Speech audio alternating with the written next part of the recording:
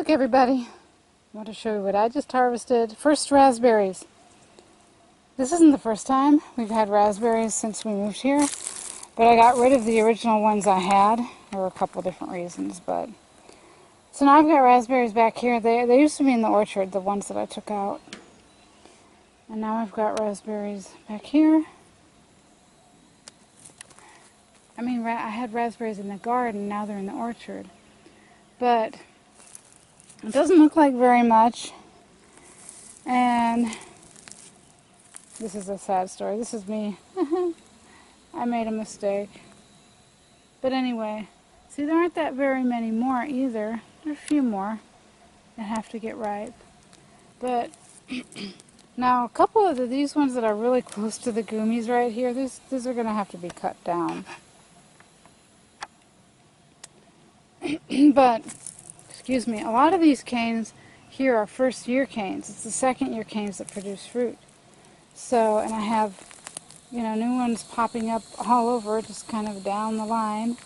So next year, we'll probably have, you know, probably 10 times at least this many raspberries. But I'm excited, yay, our first raspberries, and well, since, like I said, for at least 2-3 years. So I'm excited about that. I want to show you something else, a surprise I discovered the other day. Now, we tried to grow figs, and we actually used to have 2 planted in this area before we fenced it in. We Kimosabi, it was really Jerry that fenced it in, but yeah, and another one of the figs was right over here. The one died of some probably fungus or other, some disease. And my frustration with the figs have generally been that they have, they die. We're in zone 7, and they totally die back. And this is a variety that it's just really slow to start. By the time it finally produces figs, well, they're still green when we have our first frost. The end. And so I finally told Jerry, dig it up, cut it down. Well, I cut it all down, and he dug it up. And supposedly he had gotten rid of it.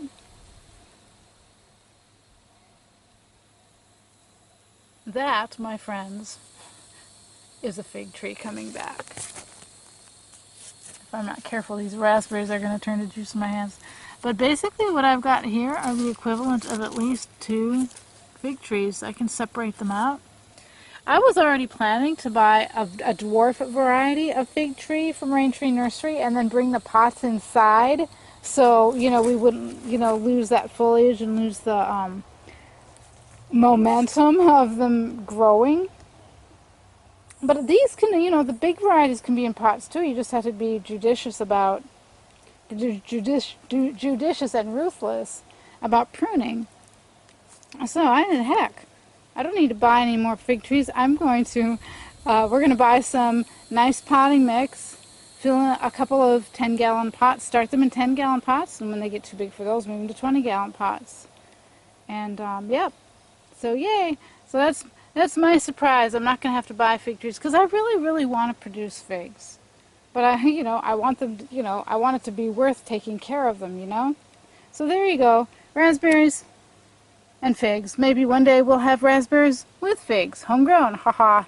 Anyway, thanks a lot for watching and sharing with my fruit growing joy here. I'll see you for the next video.